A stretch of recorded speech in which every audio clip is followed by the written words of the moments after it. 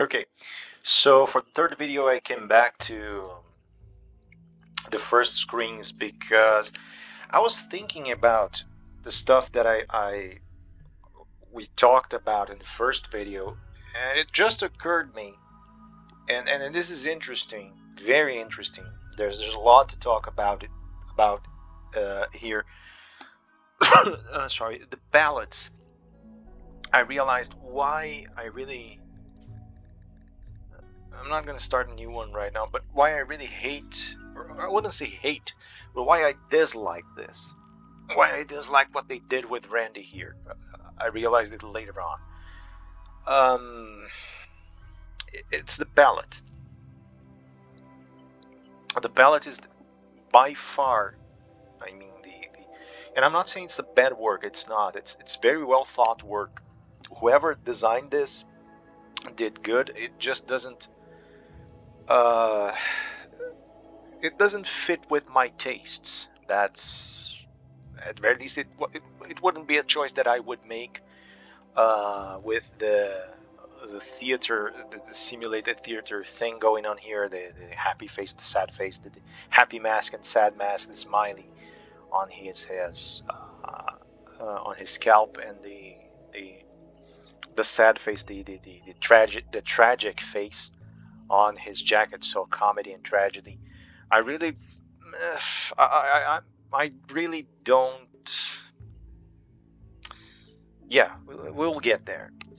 But first, the palette. Um, I was actually struggling at first to understand why the artist chose this palette specifically here, but I kind of understand it now. The colors and the arrangement of this palette kind of leans towards what people tend to use for tech pages nowadays, for technology websites, for technology products, technology communication channels, or media in general. And okay, I kind of understand it, and I kind of understand what's going on here, and it kind of grew on me a little bit, but I still can't really deal with it. It doesn't really fit my tastes. I like what they did with the contrast here, trying to use this purple-ish color here, kind of throwing towards violet, kind of towards gray, to contrast with this orange, with this faint orange here. I mean, it actually, every time that you do this, the color inside actually shines a lot more, so it's kind of cool. The gray is kind of cool, and the cigarette, now I understand why the cigarette and the hair. Basically, they used a sort of an urban uh, layout for the character, an urban contour for the character. The details are urban, very urban. So we have the mohawk, we have the the hand, the mechanical hand. We have, I mean, we have tons of interesting choices as far as the layout goes, as far as the parts of the character go, and the contours of the character go. It's very recognizable. The cigarette actually makes it even more urban. The jacket, the Tor jacket. These are interesting choices. They are intelligent choices, I think. I don't like this and this. I think this it kind of looks like the design I saw in the first stereotype characters for clans in Vampire the Masquerade, like the third edition, the 90s edition. They were too forced up, and they were leaning too hard on stereotypes that were inherited from Anne Rice books back in the days. She was actually booming with her books. So it kind of feels like that, you know. It kind of feels like you're leaning towards a certain stereotype, and you just pluck those stereotypical values that want to pluck in there forcefully. So it's basically an urban character, has no reason whatsoever to wear the comedy and tragedy masks upon himself, no reason whatsoever, and then the character actually loses something because of it. The fact that he's half mechanical and half human is interesting, because it actually sinks into the background of the game a lot more. I mean, if you actually go random in this game, your character is gonna lose limbs, so he's gonna need prosthetics, and it's cool. What they did with the prosthetics was really cool. I also like the choice of the choice for graying out the prosthetics and actually going a bit darker than they went with the glasses here, for example, or if her nails here, or the more brutish, hollow parts and edgy parts of the prosthetics and the vest here, which might be prosthetic as well. I don't know, that they have on Cassandra Classic. So these are very intelligent choices, I think. But still, the palette, what doesn't fit for me is the palette. I mean, two things basically: this, the masks, and the palette. And that's because the palette is actually, it's not a very urban palette. They actually, I mean, there's a certain undertone as far as the drawings go, and this is, I mean, this is fantastic art. I actually like it. The last, it's just Randy that doesn't really match for me, doesn't really match the rest for me. But they have an overall theme, an overall cartoonish theme, and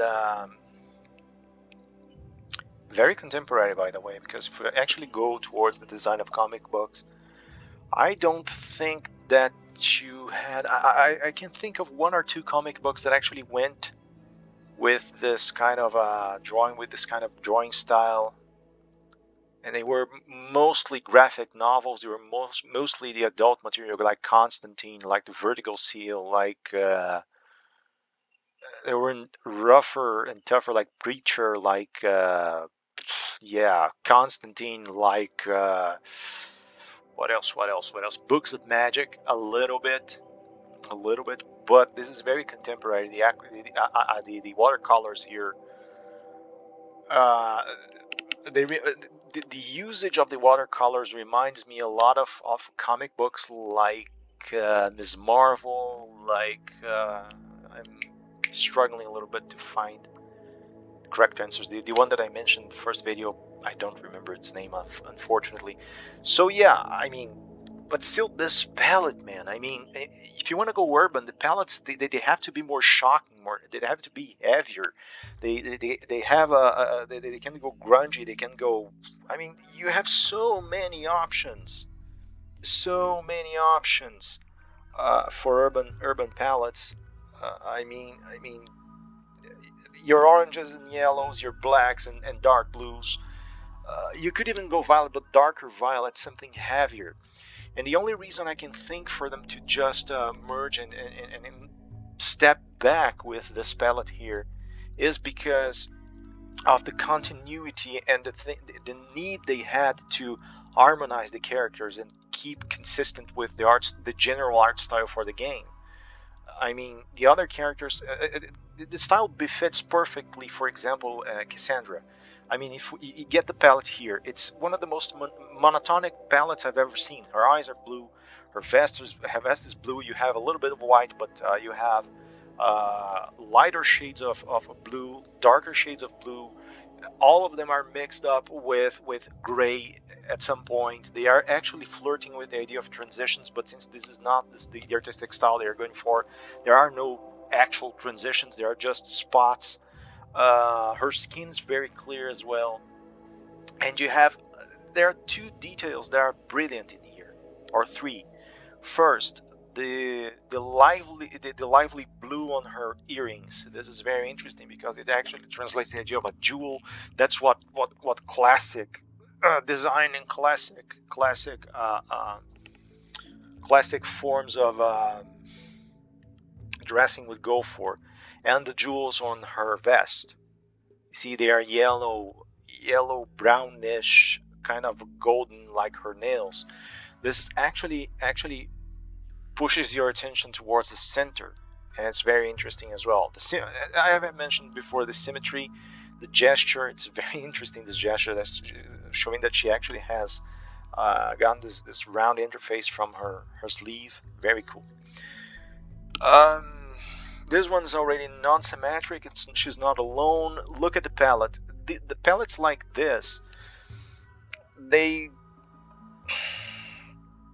they tend to they are basically shaped around the idea that you're trying to translate natural colors. So clear the yellow of flowers, for example, green and brown, like the color of trees, the color of grass, the color of the environment. Uh, uh, Reddish or purplish tones like flowers or fruits, the animal in itself. And I like the fact that they use the yellow here. They actually toyed around with the colors very well in here. The design is also amazing. I have mentioned that before. The vest, it kind of translates the idea of someone outdoorsy, like she's just using this jacket to protect a resistant but very flexible vest, so she can go outside, go outdoors. The glasses are very fixed around her head, so like she used this for analysis, and this guy is just a mess. So and this is the thing, semiotically the Randy works because he's actually appearing in contrast to the other two, and that I think I have mentioned in the first video. But his palette, I think, I don't find his palette too pleasing. I would go with black, I would go with red, I would go with color, maybe a darker shade of purple, and maybe I would wash that later, but I would use more shocking colors, a little bit livelier. Uh, I mean, they showed they can do it, at the very least at some strategic points, just to translate the idea of urban. To me, the general aspect of Randy doesn't really look urban because of this. So yeah, but it's still very well done. And in here, it's also very interesting, the palette choice. It's kind of a bit more monotonic, but it knows how to work the contrast. I mean, you have you have tones that are tending to blue, others tending to red, others that are just more heavier on whites and grays. Then you have the gray, and you actually have a beautiful choice of transition in here. The whites are very pronounced as well. There's a hint that this hint of blue here actually works very well. The orange works very well against the gray contrast here, the gray bluish contrast. They are actually opposites, and so it's a warm color against a cold color, and you have the warms and colds. Let's just say the warmer colors and colder colors, they work very well in here, and they work very well in the contrast of with the background here as well. So yeah, and they actually translate the idea of technological aspects. Both there are two visions, two palettes, two distinct palettes to talk about technology here. The one that uses the purples, the one that uses the whites. I have seen some fan art for. I would like to make a video about that. I wish if I wonder if I can get permission from the artists to use their drawings as example, because they actually do something there. There was this specifically this collection that I saw that it used the color, a very washed color. The art style, the drawing style wasn't even near as what we have here. It was lighter, it was more it had more curves, it was more filled with movement in a sense. Let me just pause this for a second. Yeah, we were still basically on our difficult spot here. And yeah, so the artist actually managed in the building the figures, actually managed to keep the whole spirit of RimWorld, but at the same time managed to imprint that with a very personal, very authorial interpretation as far as it went.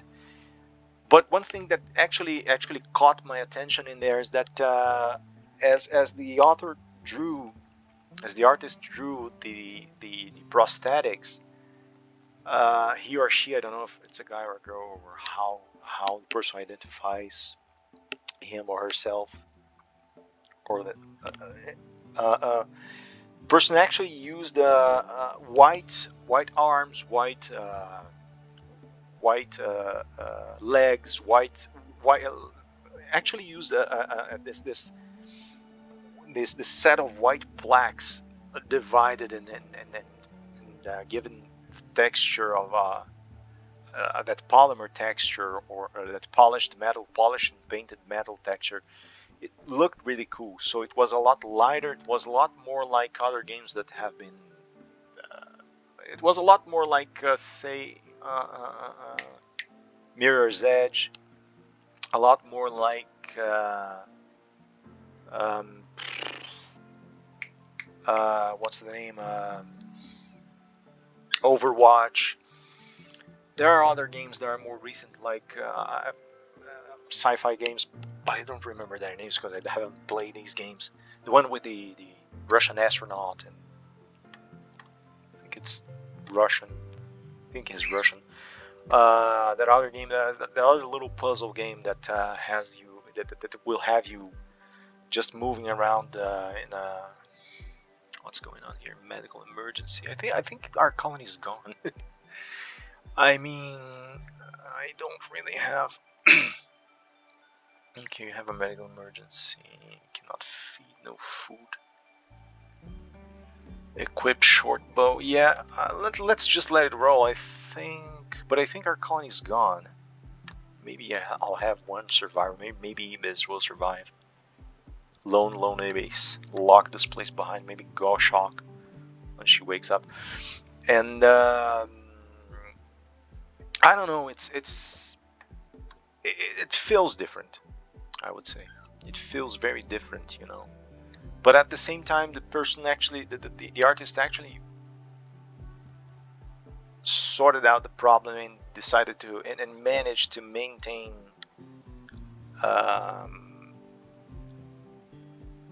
the balance necessary for you to understand that those Porcupine's dead. Yeah, Porcupine was dead already, but how did she die again? Should be buried. Yeah, I intend to. Let's see. Now I have two guys up and about. Let's see if I can just build a grave that I want to build. All red. Okay, here. Have it. Up north. Yeah, let's put her right here. Let's see if we can take care of this. Solitary Dame. Yeah, does it look like my camp can do this now? I don't think so. And yeah, but there's more about the artistic scene here that I want to discuss just a second. Lonek, the Dame of the Empire of the Spirit. And there's an Empire of the Spirit now. Calling from nearby. Her guards were killed in an ambush, escaped, but now she's being followed by men hunting snow hare. Okay. Lonek wants you to help to keep her safe at Lyric for a few hours until her shuttle can come pick her up. She will bestow honor on whoever accepts this quest. It is enough honor to receive the royal title of human. All benefits come with it, including the first level of psychic powers. Okay, I'm gonna accept this with Ibis. Come in. And fine. Let's see her biography, baseliner. Empire of the Spirit, the faction, Sophian family. What's this? Feltis Feltor. Our universe is a dream, the mind of a timeless universal consciousness. Only architects can communicate directly with the universal consciousness. The architects have no interest in judging us one by one. They await a single people who can demonstrate our worthiness by acting morally as one. Very intelligent idea. Someday the architects will judge the loyalty of humanity. Those that did not simper or boast will be lifted to a transcendence. Cool. I'm gonna save this as well. Okay. Empire of the Spirit. Here it is. Oh yeah, I understand now. It's basically this is the broken empire that I have in this area. Basically, I'm beginning to understand what they did here. This is why you can only have one broken empire. So you can have the Empire of the Stars or the Empire of the Spirit or whatever. There's an empire. You actually put a slot in there, and there can only be one because that's the empire of the area that you are visiting. That's what remains there, basically. Okay, let's see. An ultra-tech refugee society from the planet Sophia Munda. And then you have different planets. Cool. Their culture is based on a code of honor, a strict class system, and enforced social stasis. These are the survivors of a great calamity that tore apart Sophian society. They fled to the RimWorld, using the remnants of their fleet. Despite losing so much, their ships and technology still make them powerful. They will refuse to trade with anyone who lacks the appropriate royal title. So, yeah, very interesting. Let's see, what else? Departing shot in 3 hours. Dame. Honor 6. Next title, Praetor. Okay, earnable titles. Freeholder, Yeoman, Acolyte, Dame, Praetor, Baroness, or Countess. Cool. Other titles in Empire, District, Duke or Duchess, Consul, Stellar, Emperor, Emperors. Okay. Rich kid. Okay. Obviously. A disgraced officer. Well, maybe because she was a wimp, she was disgraced as a dumb labor. Fine. Okay, so, yeah, okay. Now, you gotta protect her, Ibis. It's your responsibility. Manhunting Snowhair. Okay, let's try not to die this time. Okay, pause, please. Ibis. I'm gonna draft you. No, you don't melee with the beast, you shoot the beast. Okay. Goshawk, I'm gonna draft you as well. You're going to attack. You're probably gonna get hurt doing this. I barely care by now. Gray, how's your health, honey? Cracked jaw, tons of scratches, blood loss, severe blood loss. Okay, I'm gonna keep you out of this one. You're probably gonna die if I just toss you there, sorry. What the hell is going on? Where are my,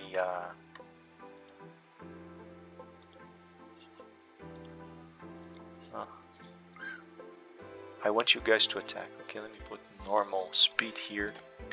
So I can at the very least... Okay, can I draft you, Lonek? Because... I can. Because apparently you're not very keen on surviving, kid. Ah, yeah.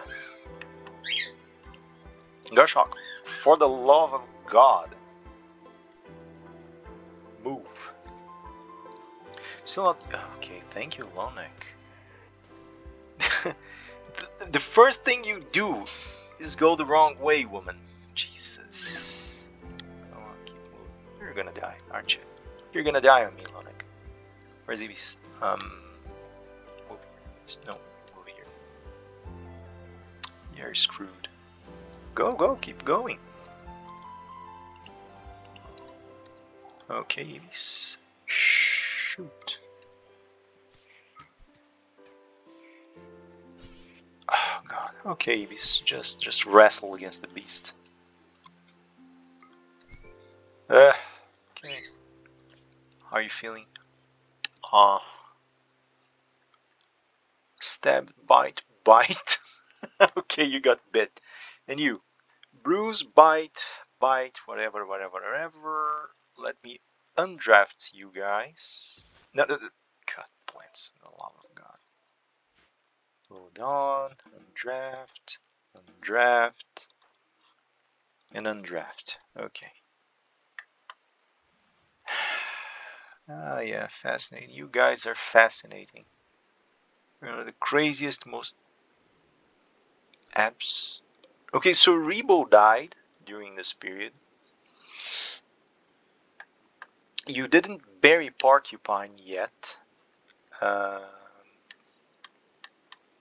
Okay, so as I was saying, there's a lot more to be said about the design style that we have inside the game. I mean, I think it's still washed up. The colors are very washed up, but I could be wrong. My monitor doesn't really deal well with colors, so it's awful to see these kinds of things. But anyway, I still think it's kind of washed down as far as I've seen other images.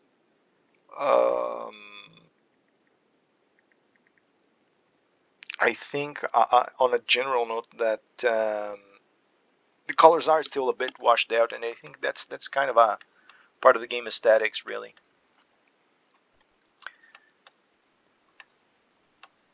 Maps tend to be very characteristic in the color choice, but what I actually want to point out is the way the pawns are designed.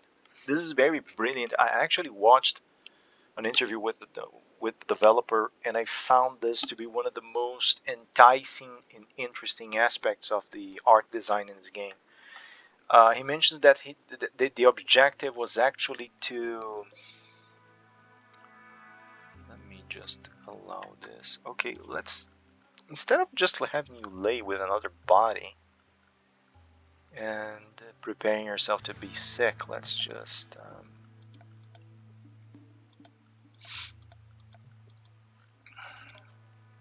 place another sleeping area. Okay, doesn't matter that it's there. Leave it there. Okay, let me set an owner. Yes, okay. Lonic, go lay there. For the love of God, don't do this to yourself. Meteorite compacted steel. Okay. And, well, he was actually saying that he wanted to... Okay, cool. He wanted to find... Okay. He wanted to find out how he could translate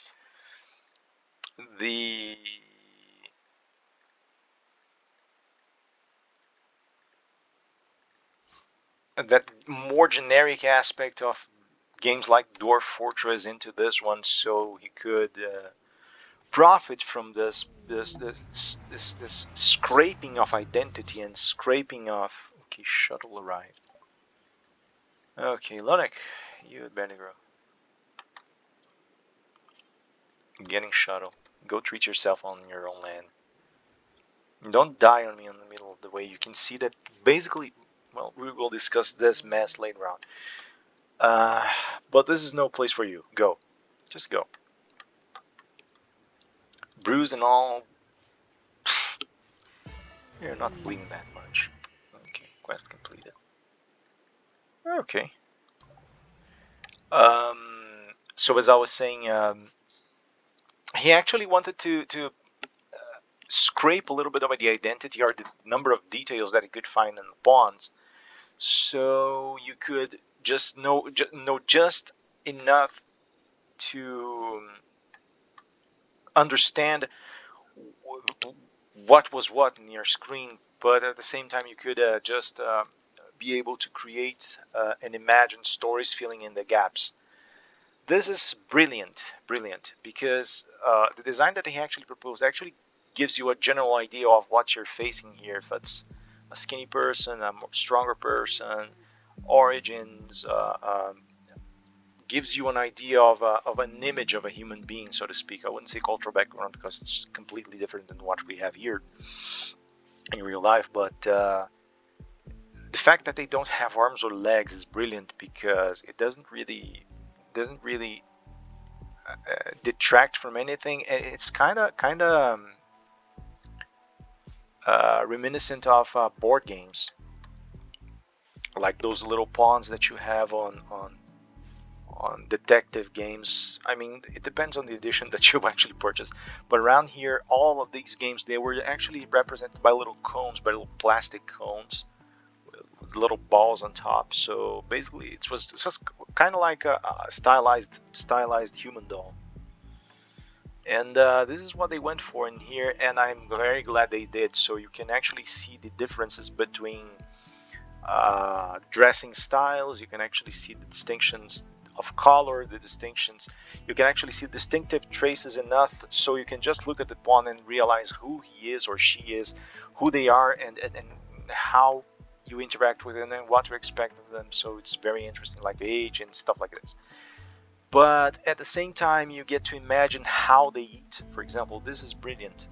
You actually have some movement to represent that they are in activity.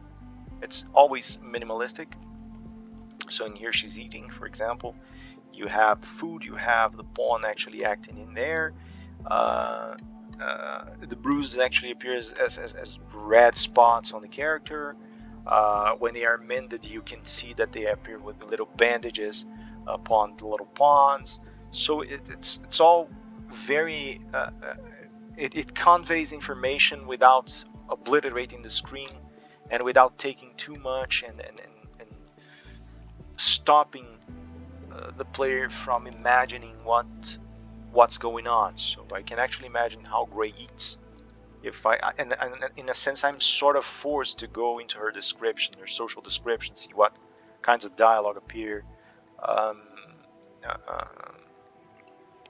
I gotta check her age. I gotta check her background to try and understand what kind of relationships she's involved in, how she does things, what she. And there's actually something interesting. Let me see. Yeah.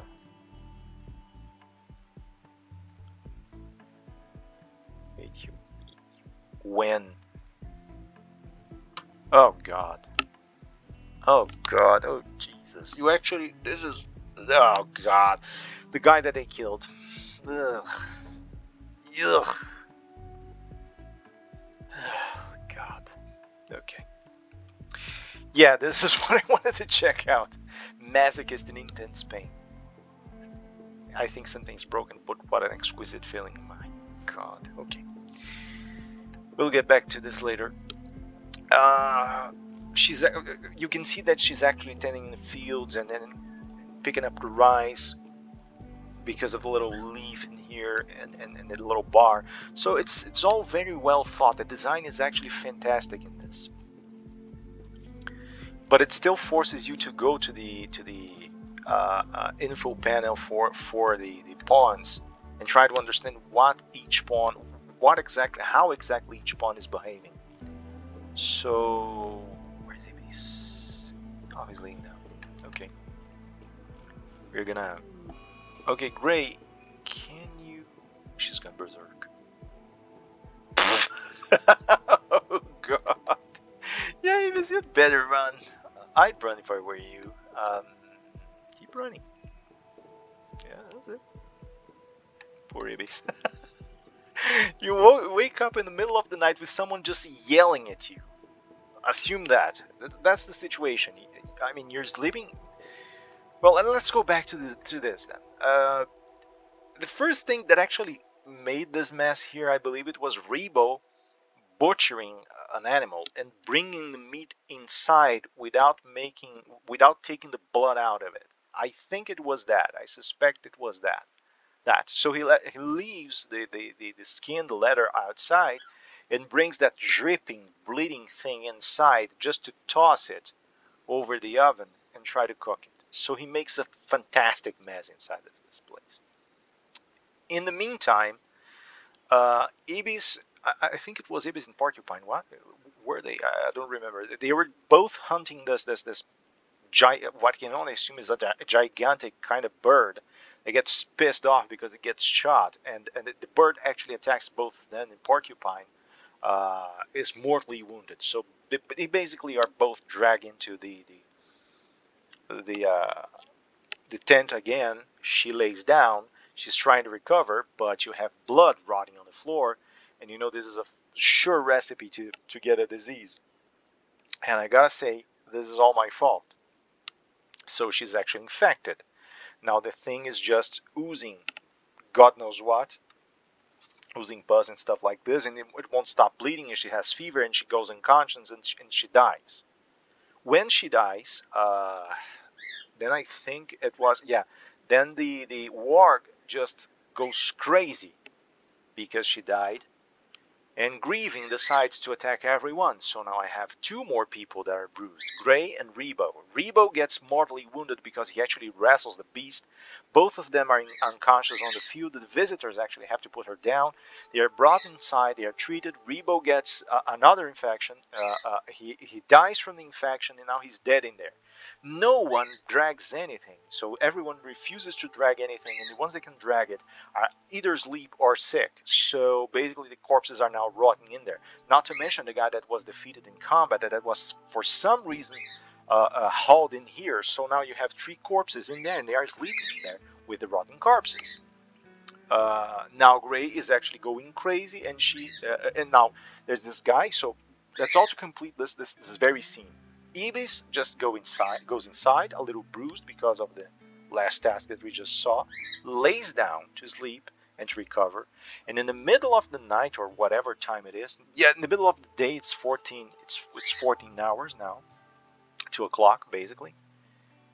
He's recovering, and then Gray just snaps while she's eating, and she decides she's gonna beat Ibis senseless.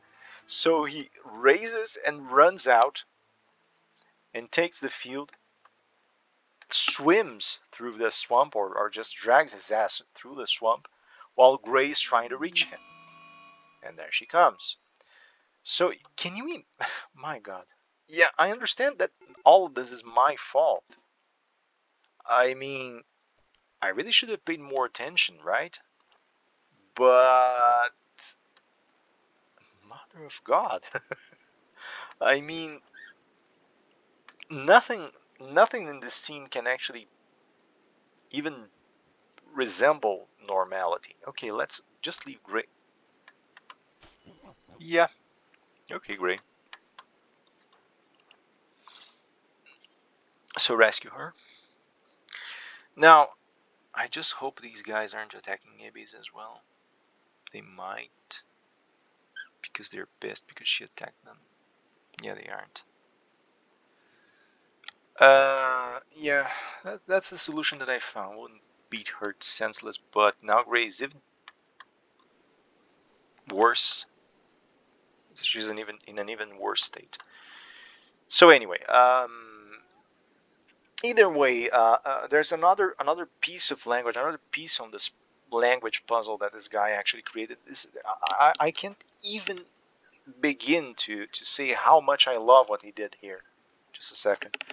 He not only he has designed the perfect pawns, but he has also worked these pawns in animation in such a perfect and beautiful state. Look at this, for example. Now one pawn is just carrying the other, and the pacing and the agitation of the movement already translates what's going on. You see, for example, idle movement of this what's its name? This cassowary is actually wandering to one side and the other. So this is a very interesting idea, and I must say as well that the design of the pawn is actually very interesting. And she's still berserk. Okay, just heat wave. I can't do anything about it right now. Okay, you yeoman. Bestower will arrive by shuttle. Bestower will only give a title if any. I don't have a throne room, and I'm not gonna build one now, so just leave this one. Okay. Freeholder, okay. Bryce funeral. Okay, I have to hold a funeral for these guys.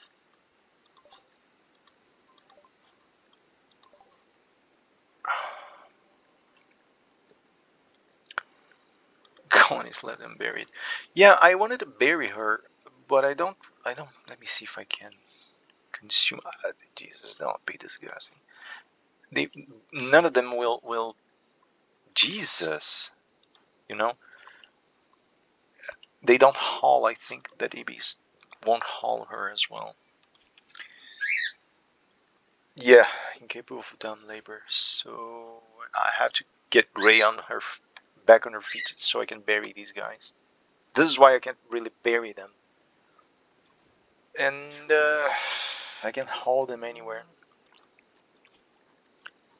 And this piece of work here around the stink exposure.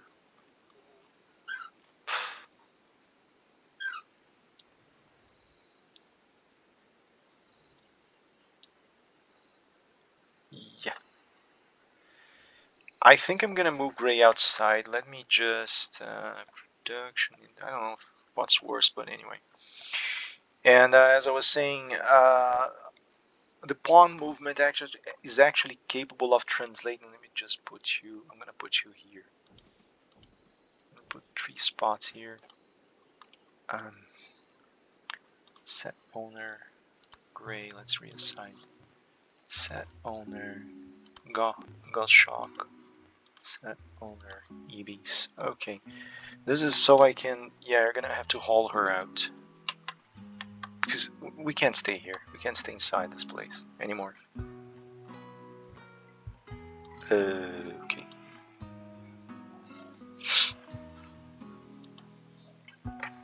Yeah, you see, she just hopped out of the bed. So, can you please, oh please, rescue her? Thank you. I'll take her outside. Don't leave her in here. For the love of Christ, don't leave her. So yeah, there you go. No, she's on cover. She's in a fresh area. She's not exposed to a corpse right by her side. You know. Catatonic. And in a catatonic state, he recovered several days. This happened because of poop. Yeah, he's hungry. They have been eating human flesh. It's not a good situation at all. Okay, let me try to send you to doctoring. And doctor. There we go. So go tend to her. Leave your rice and tend to her. And yeah, so I mean, the movement and everything that pertains it actually translates a very solid language. It actually has a very interesting lexicon, and the developer was very aware of this. So he worked it marvelously. It's kind of like you look at the good old Aussie games, and yeah, okay, take care of her, treat her. Let's take care of Evie's. Let's put him in bed. Let's see. Maybe one person will survive all this mess. And then it's gonna have to hide because she can't fight. She won't be able to fight. She falls during scrap. She can treat herself. Disease, lung rot. Who's lung rotting? Babies. Babies, you're screwed. Everyone's dying. Okay. Anyway, there's another thing. You know, you have to read these signs in order to play. For example, look at the size of this bird. I should have known, and I suspected that at some point, that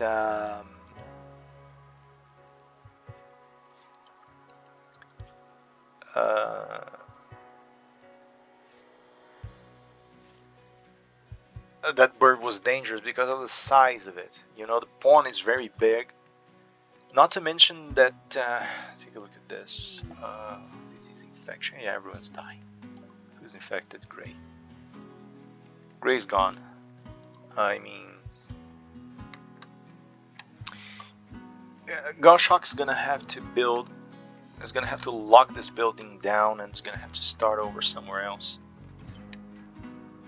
if we are to survive. Because I don't think that neither will do it. Neither will make it. I doubt it.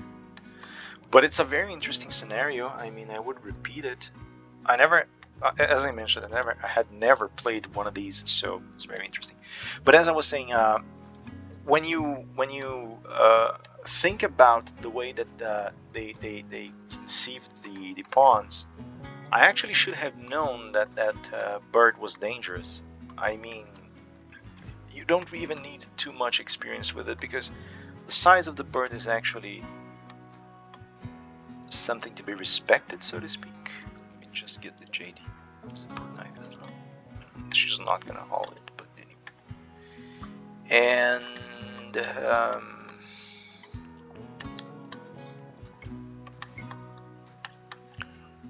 the colors as well. You know, the design and colors. The design and colors, it matches. Basically, they match the design and colors of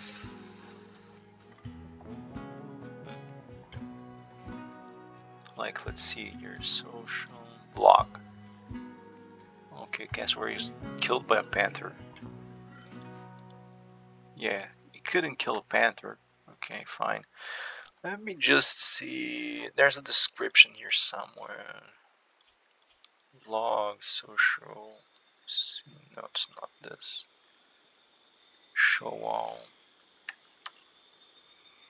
There's a way you can see. You can get the. Okay, it's here. Info.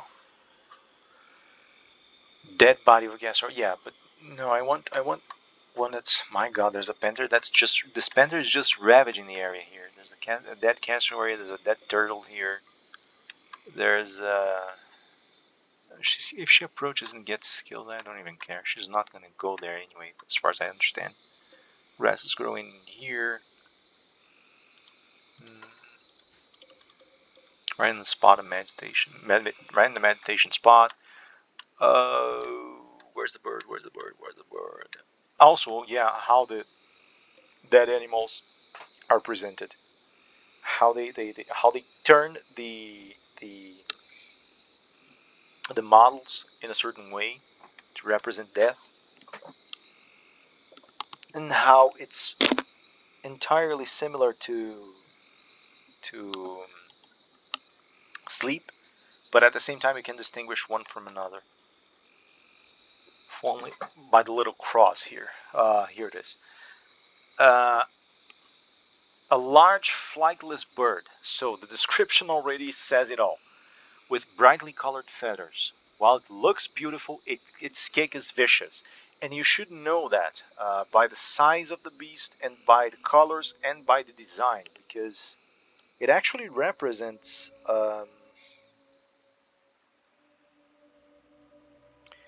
a series of species that are fairly dangerous. Basically, a cassowary is one of the most dangerous birds in the world. I mean, at first I didn't recognize because it's not my mother. English is not my mother language, so I didn't know the name of the bird in English. But it's the exact same design, and that I recognized. So it was on me. The fact that the bird actually beat two of my tribes members senseless was actually on me, and it's very well represented as well. I mean, I think if I have the opportunity, I'm gonna do a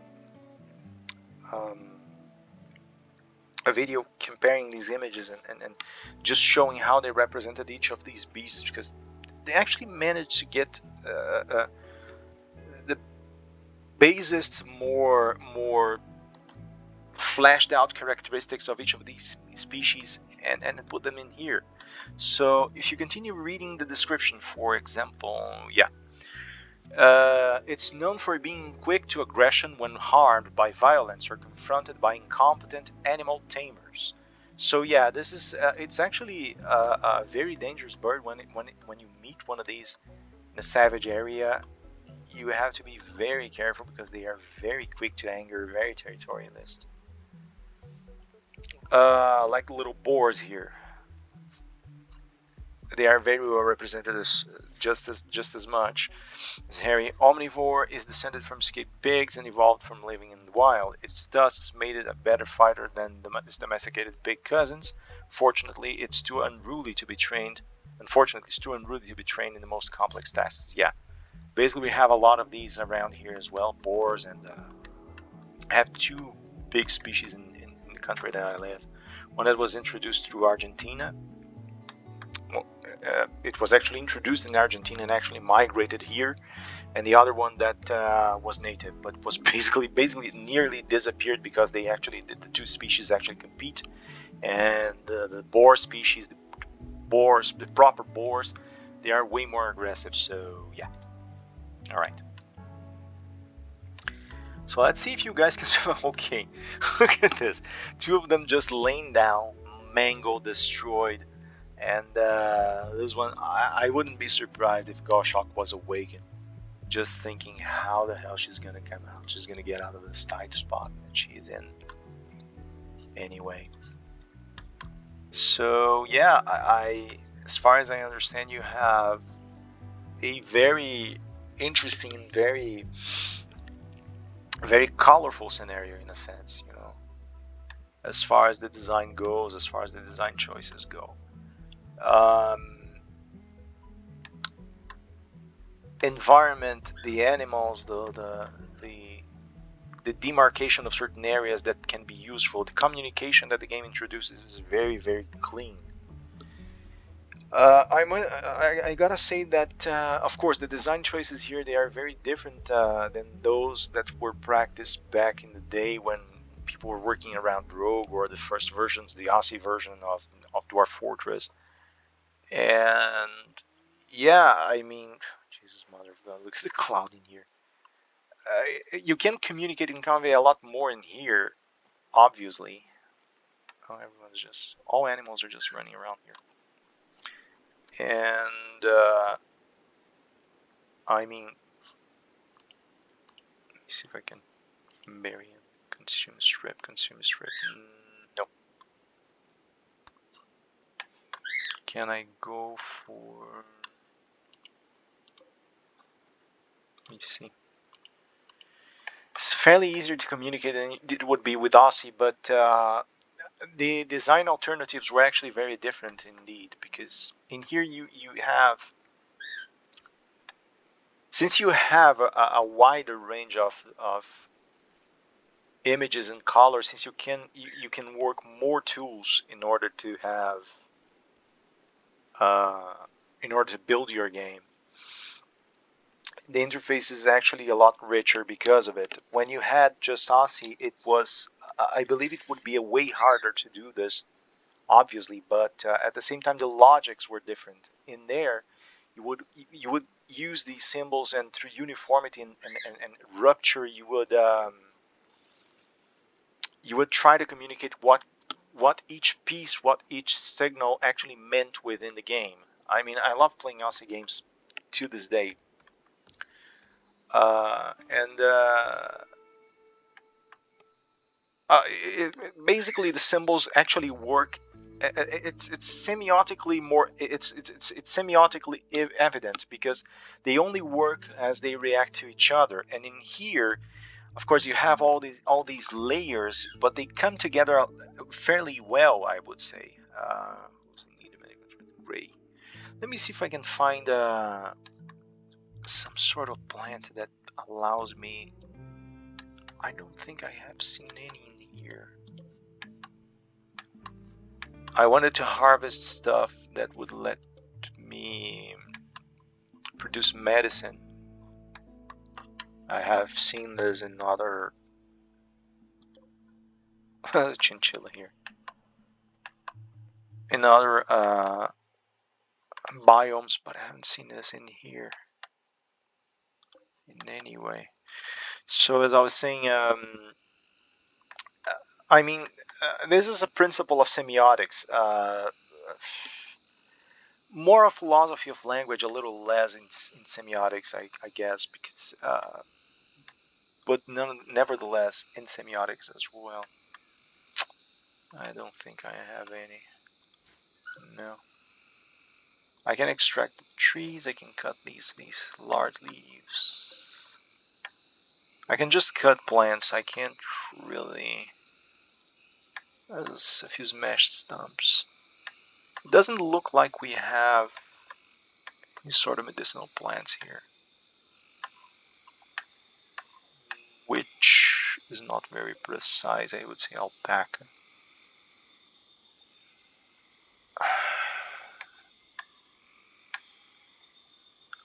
Southern part of this map is very interesting.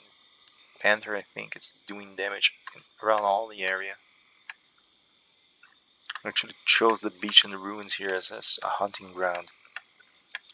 Very lively map. A damn shame that the tribe is actually dying in its entirety. Yeah, I don't think I have any medicine. I'm gonna have to wait someone pass by and try to buy some medicine with the silver that I have. Hope that's enough. Hope that I have enough time. But as I was saying, this is actually a principle in semiotics and philosophy of language. It's basically an element that belongs. They graze that.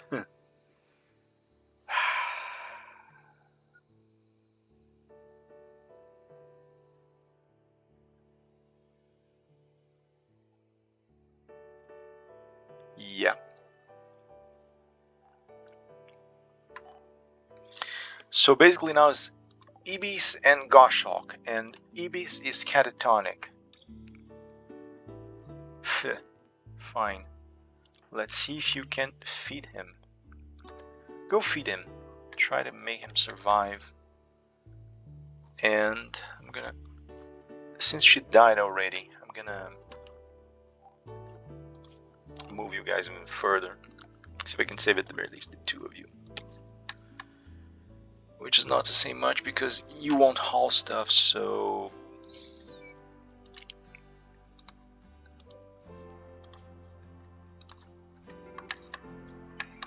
yeah, go rescue him. Hey, Goshawk, come on. What are you thinking? Yeah. So, I mean, language. No food. Okay, you gotta get some food.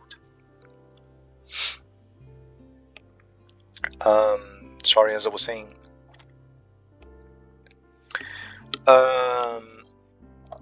Language actually works with these differential stages of the signs that you're using. It doesn't matter what language you're talking about. It can be visual language, it can be color, it can be anything. This is why it actually this is why I actually came back to the initial screens on this video, because I actually realized how the drawings were reacting to each other. I hadn't paid attention to that in first place, but this is very important. It is in fact a core element of any language operation, simply because the operational aspects of language are involve understanding how signs react to each other in order to build meaning.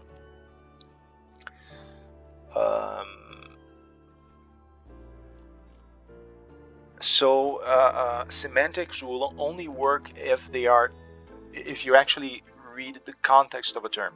So this is the same in visual languages. I mean, take it for example, if I have, for example, this column on the right.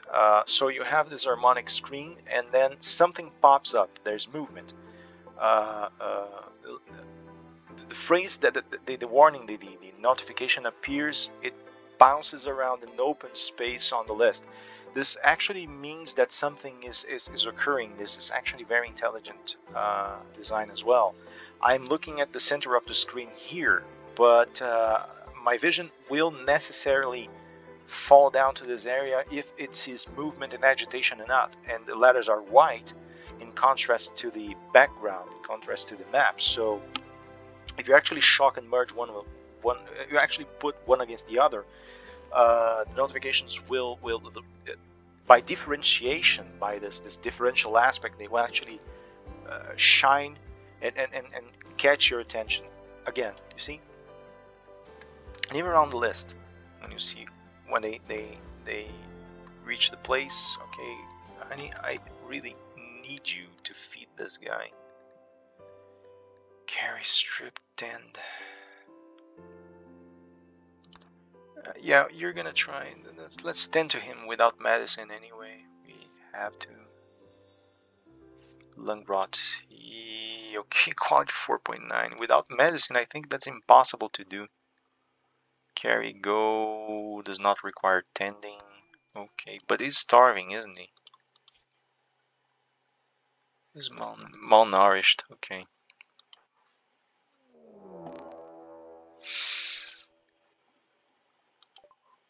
A group of pirates over bats. Jump. Okay, so I have to fight. I have no choice. And she won't fight, I guess, will she? No, yeah, I drafted her, so let's see if I can let him come. Let's see.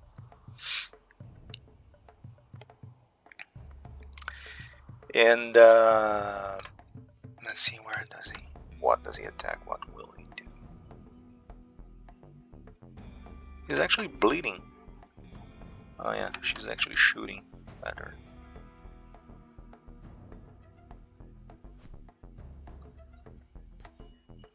Okay. You're gonna have to do it. If you fall, we're all dead. Yeah, we're all dead. Okay. What is it doing? A mysterious man in black has arrived. Never saw that. Jump to location. Guy named Ryan. Okay, now I have to see this. A mysterious man in black. So, okay, let's use this opportunity to... They say a mysterious man in black, so he's actually part of the tribe now. Or at least, you can see how distinctive he is. He's very different in design as the rest. So he's wearing a beard, he's all dressed in black, he's all geared up. He's dressed like a cowboy, and the fact that he's dressed like a cowboy actually will have you expecting this, for example. Okay, Temple of Victory. Scubrin gave birth to humans in a grand accident and look upon them with curiosity. Faithful fought the believers, the Scubrin said, fight them everywhere in my name until I am worshipped throughout the universe and the true peace may finally reign. Across the vast stellar distances, Scubrins will sustain the life of mankind against the world. That's just okay, let me save this as well. What else do we have as a further info? Go. Okay, you're part of the Wachea now. Video gamer. Ryan was raised in a glitter world. Everything he wanted came to him.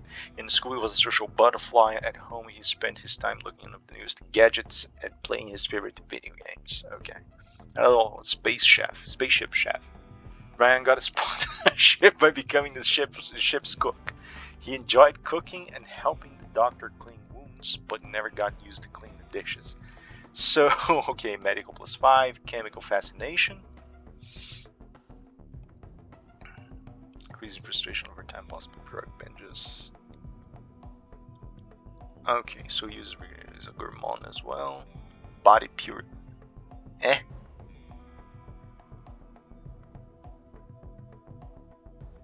So he consumes recreational drugs, but he's a body purist in artificial body parts. Interesting. Well, the body purist is just for cybernetic enhancements, apparently. So yeah, incapable of cleaning. Okay. All right. So he has shooting 12. So basically, you imagine the scene. You see this guy. You're screwed up to your ears. You see this black-clad guy with a revolver entering the city. It's just like you could hear the chords inviting everyone that is involved in conflict to a 10-step duel. You see that guy. It's kind of like that. It's kind of like the gunslinger from the Dark Tower. The guy's arriving, and he has all this tough guy thing going on, and then you start talking to him, and you ask, where have you come from? Oh, I have come from space. I've crashed here. What did you do there? Were you a captain, a warrior, a praetorian, something? Oh no, I was I was a cook. I mean, so basically you were the cook of a ship. The ship crashed and you became the toughest guy alive. Well, works for me. I mean, as long as you put things right. And he's actually... okay, let's see if fights or what. Because as far as I understand that this guy is actually trying to capture her. So can I draft you? I can draft you. So try to pursue this guy, because if you don't, well, you're not gonna run after him. You're trading knee-beast right now. He's actually kidnapping her. You headshotted him? Okay, Garshok was kidnapped. Okay. So let's come back. Okay, Ryan, I'm gonna undraft you now. And there's one thing I need you to do. I need you to try and help Ibis recover. And then Uri's bats. However, she's not lost forever. An opportunity to rescue her may present itself in coming days or years. So I have to wait for a quest in order to recover her. Okay. My God, the fate of this tribe. Okay, let the guy just do his thing, you know. So this is why he's the cook. I mean, he actually comes around to shoot the bastards that attack the village, cook some, heal the people that are here, and then probably scram, right? Ambrosia sprout. Sprouted nearby. If you wait for the plants to grow, you'll be able to harvest delicious, pleasurable, and slightly addictive fruit. Drugs, in other words. Okay.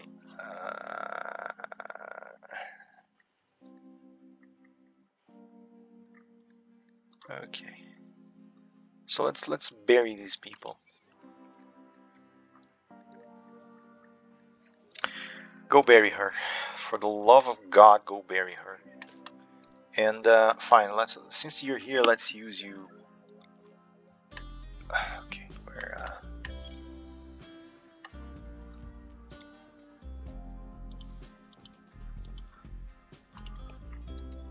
all right.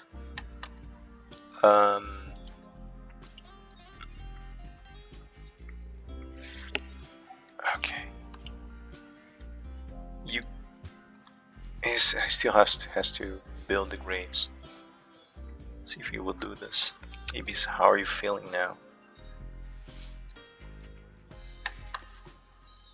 Please don't go yet.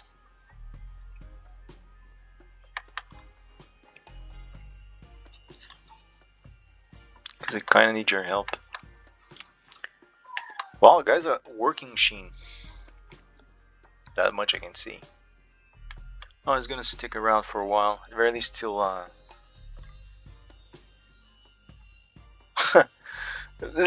it's a very interesting story, we must admit. But anyway, as I was saying, it's food poisoning from simple meal cause dirty cook area. We have to clean this area as well. So finish. Oh, you're not clean. So will you, Ibis? I guess not. Doesn't. Yeah, he cannot walk. Okay. Ibis is down. Psychedelics. Smiles with contentment. Okay. I love these stories as well. Colonist needs rescue. Rescue him, please. Rescue this.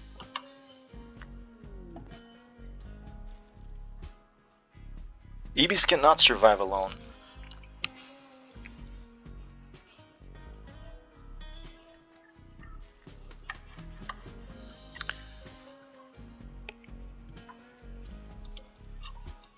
Let me see if I can stop a little bit.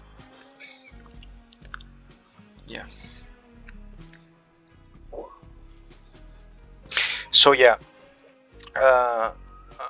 the way that the signs connect to each other is very interesting in a sense. One thing that actually fascinates me in any pulp stories or certain comic books or certain movies or a game like this, for example, is the fact that you can reunite such distinctive backgrounds. Like, let's face it, for example, what's this now? Visitors. Hadnam. Purifier rule deactivated. Okay, yes, because there's just one in the village now. Okay. Let me just Zavorina.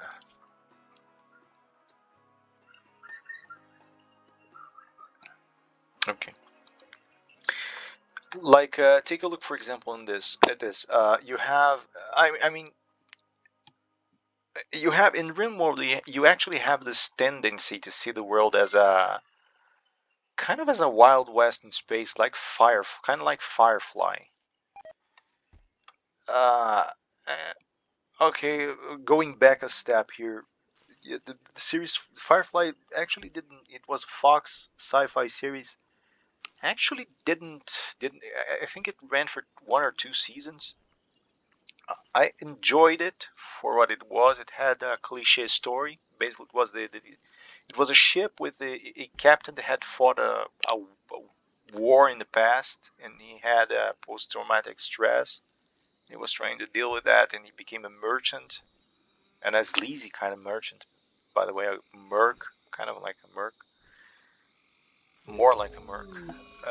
Ibis is dead. Okay, now what? Now I have yeah, the lung rot. Funerals with friends, family can say farewell. Now what happens? Because Ryan remains. I thought Ryan would leave eventually. Quest failed. Yeah. Well, okay. So just finished with the rice, I guess. I want to see what's going on with it, with this guy named Ryan here. Anyway.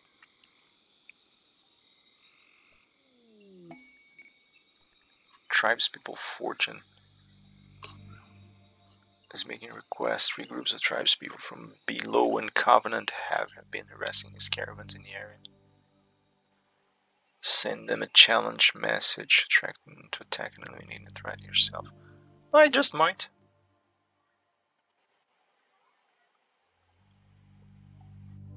Why not? I mean, it's the perfect ending for this one.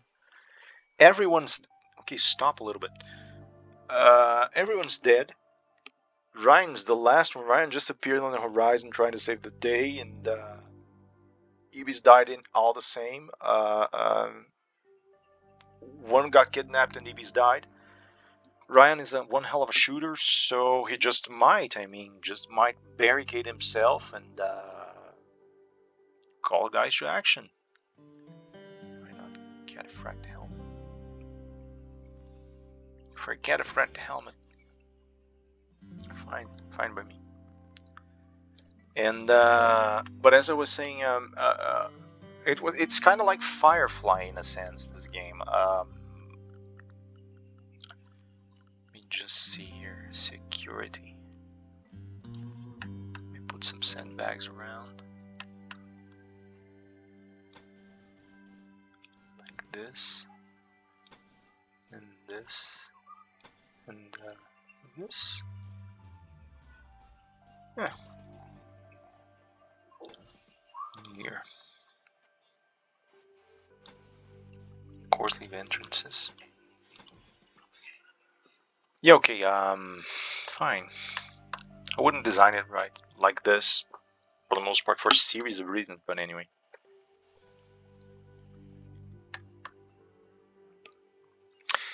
And so basically, why do I say that it is kind of like Firefly? Even though the story was cliched, Firefly had these aesthetics of space western going on for itself. So basically, the guys were survivors and mercenaries.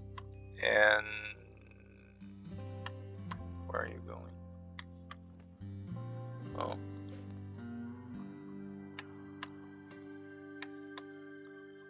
Dumping Nibazazan.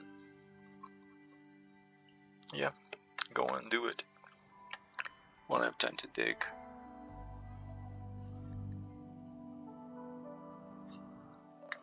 And be glad that you have Sage Soothe. Otherwise you would have broken, I guess. Sterilized. Okay. Mad cassowary. Oh god. The bane of my life. Okay. Okay, there it is.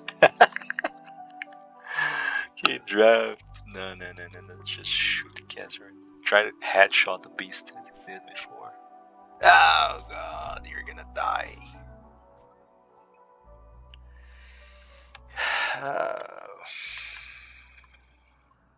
Yeah, no, let's just let it end. And you're probably punching the cassowary. Kazor just leaves casually after a duel with Ryan. Okay, Ryan. I'm sorry, man. Unless a clone of you appears on the horizon trying to save you. I'm sorry, man.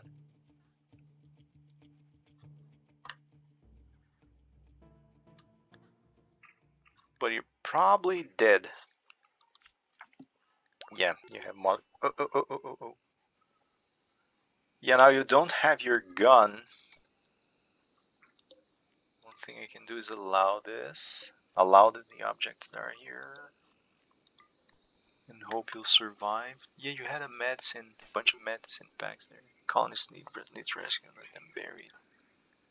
You're gonna die. You have the beast. It doesn't even leave the area. It just keeps running around. And basically, RimWorld kind of has this going on for itself. I mean, uh, like Ryan, like there are some songs that some of the music, part of the music that will kind of send this message that you are in a western, in a sense. You know that these guys, some of the names, everyone's dead in your game. The story's over. Perhaps someone else will find a use for the ruins of this place. Okay, yeah, let's just keep rolling for a while more, a while longer. Um, just so we can finish this. Yeah, that's the map. Perhaps someone will find a place for the run. I wouldn't look. Let's just imagine that you arrive in a place like this and find this. You have bad spots. You have two skeletons inside with clothes and weapons. You have blood all over the place. You find a dead cowboy a few steps from its gun and a few bags of medicine and some survival meals. And then this cassowary just wandering around with a furious look on it upon its eulogy of scrubbing.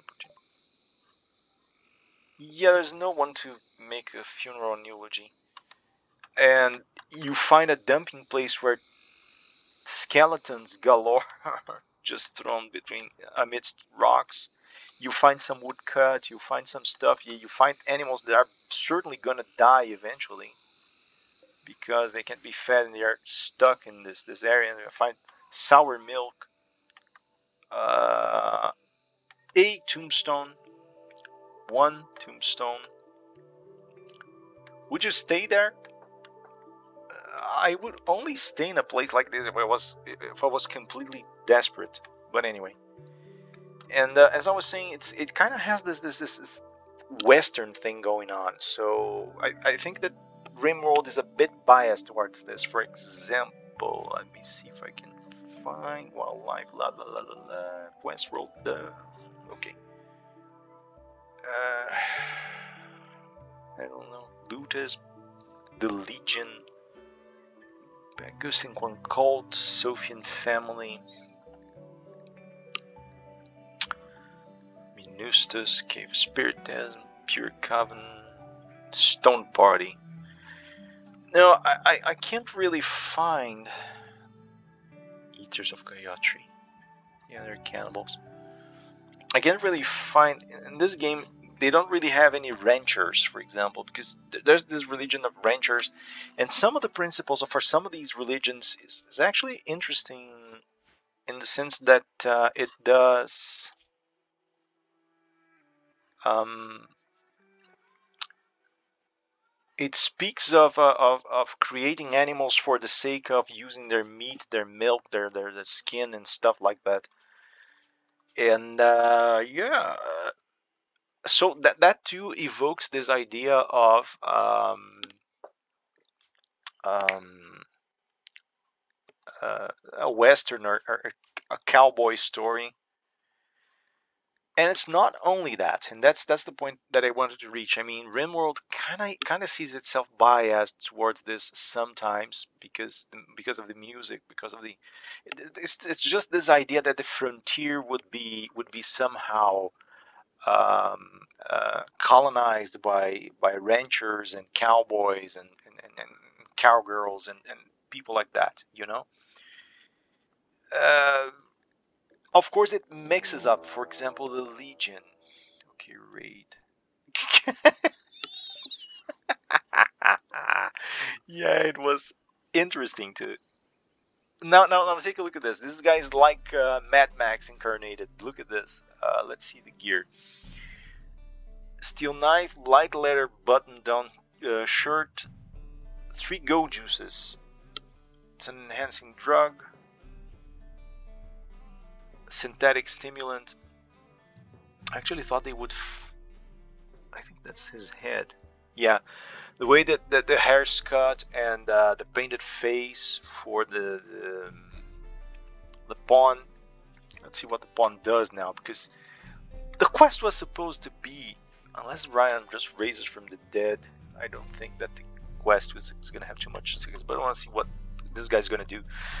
And so this is kind of like Mad Max or stuff like that. And then you have Neanderthals and primitive tribes and cannibal tribes, which is like kind of like those pulp stories from the 19th century, from the end of the 1800s and stuff like that, or for the beginning of the 1900s, kind of like Indiana Jones, Helen Quatermain, stuff like this. Then you have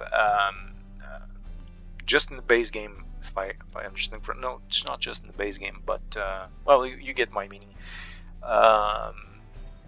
Excluding, for example, most of the genetic alterations beyond Neanderthals, like vampire, because you're gonna find like vampires, techno vampires. Hey, grass has died from rotting. Okay, and you will find high-tech communities, transhumans. You will find cyborgs. You will find marine-like soldiers. You will find. So the game has, as far as I understand, a bias for the cowboy stereotype because of the idea of the frontier. Kind of like, seems to me that it borrows a little bit from, what's the name of that game? Borderlands, which goes in a way in a kind of like the same direction, with that whole cowboy thing mixed up with Mad Max, mixed up with all that Mad Max craziness and stuff. And yeah, so you kind of have these little things going on for this game, but at the same time you have this you have a bias, but you have a mishmash of many other sort of stories. And okay, so are you gonna go do something or not? Let me just speed things up. I think you're gonna be stuck here forever, aren't you? Okay, you're gonna attack the house. That's what you're gonna do. Okay. And broke a wall, fire. Let's see, what do you do? Yeah, you're gonna find the ruins here. But at least not in a very complete state. Let's see what he does. What does he do? It was actually worth it keep playing this just to see what he's gonna do with encampment. Destroy the torch, destroy the table, chairs. He's breaking the chairs. It's kind of funny to see what these spawns do when Saige Suthe is ending. It doesn't matter anymore. And okay, where are you going now? And I mean, oh, it's trying to destroy everything that he finds in his way. Fine. And so it's interesting because semiotically things like this, they usually don't go together, and in here they do. In games like this, they, wow, he actually dropped collapsed the entire roof. Okay, in here they really do, you know. Let me see, whose knife? Tell me about survival.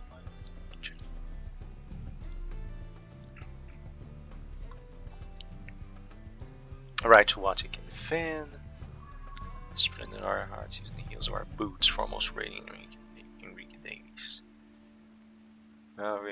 Basically, Legion is basically a bunch of raiders. It's a raiding religion. Slavery, raiding. Top thug, yeah. Decay pack. So, yeah. Xeno-humans engineered to thrive around toxins and pollution. Farming, preferring to take their sustenance from others using violence. So yeah, I mean, there's something that actually glues all these stories together. I actually wanted to make a new video just talking about this, how these elements actually merge together. But what I can say for now is that these elements, they actually bunch up together fairly well because of the whole fragmented empire idea. You know, they work on at least two levels that I can think of. The first one being the level of an empire that crumbles to ashes, because we are used to think about empires as a coalition of several a coalition of several different cultures. So that's what remains of my. Now it's all burned and destroyed as well. A coalition of different cultures that would basically split if they had the chance, and this is what happens apparently within this game. And at the same time, it works on a game level because it allows the player options. It's kind of like Fallout. After the collapse, you have all these. Of course, it's not that you have just a bunch of subcultures that spread around, but you kind of have all these emergent simple okay, you kind of have this whole multiplicity of cultures, this plethora of cultures that emerge from the disaster and try to survive on their own terms, like cannibals. You have planters, you have merchants, you have fighters, you have ex-soldiers, you have vampires, you have, I don't know, mutants and stuff like that. So yeah, and it has very different reasons to end up like this. So semiotically, it actually works because difference is a pivotal part of this kind of a scenario. I'd say, I wager it. It gives the player alternatives. It actually allows you to toy around with these different sorts of realities, and at the same time, it allows for a richer story. It's as I said on the first video, I actually wanted to go towards a Thunder idea, a Gamma World idea. And Gamma World is kind of like that. It's kind of like a mishmash of ideas, of sci-fi ideas. So yeah, I'm gonna continue this long play because I'm actually enjoying doing this and talking about this stuff. And I'm gonna mix the books that I read, the stuff that I've been studying, with the game. And yeah, Building Convent. Okay, I gotta check this. Go ahead, guys. There you go. Okay, they're inside the map. Let's see what they do. What do they do? A Temple of Victory. And you. Yeah. So, yuck. Temple of Victory as well. Bookworm, Farmer, Cannibal. Okay. And yeah. Okay, Building Covenant. Go ahead. Do your worst. Very casual. Hey, let's raid. Wow, more. Look at this. Now there are 4. Let's see if any ruins will be left in the end. I also love the fact that there's one thing that I heard, a very intelligent observation of a one Let's Player that was playing. I don't remember what game it was, but he actually compared that to Dark Souls, saying, "Oh, wow, look at this, man! Look at this! They actually torched up all of my crops. Look at this! Look at them go! The best thing that happened to this tribe was ending. Look at this. This is a fitting end for the story. Wow, look at this. But as I was saying, they didn't even bother taking the animals. They should. Why not? They're just there. I mean, Kappa. Okay. So this is what happens when a village is abandoned, an area is abandoned around here. Raiders come. Of course, I know this is part of a quest that I had started and I can't finish now. Eulogy for... Because they burned. Oh my god. You actually burned the bodies. You can even say that you're wrong on doing this. You did more for them than my own tribe did after they died. Wow, look at this. Look at them go. This is so cool, man. I'm gonna F12 this because... Sheesh, wow. Pods arrived. You gained the cataphract, you did nothing. Okay. Okay. That's one last act of respect for the guys that actually decided to take the quest. I mean, we know you're dead. We know your just land is destroyed. Just take the helmet. I mean, Ryan's dead. He's a skeleton on the floor now. Okay, take the damn helmet. My God. Okay. And as I was saying,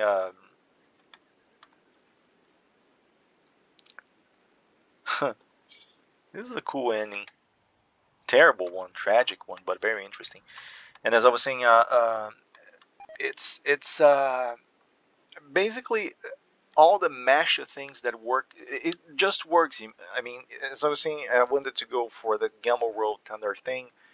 It just clicks because you actually get to see all these different literary and narrative universes shocking against each other, because deep down they are dealing with the same sense of adventure and the same sense of discovery that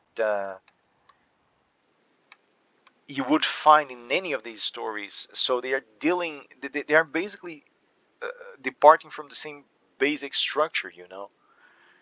You're profiting from the opportunity of it's just like kind of like Jung used to say of his patients. It's kind of like my patients, they kind of shift realities. The shift of realities for some of my patients is kind of like turning a page in a book. So he looks to the other side, he turned the page. So it's kind of dissociative in a sense, but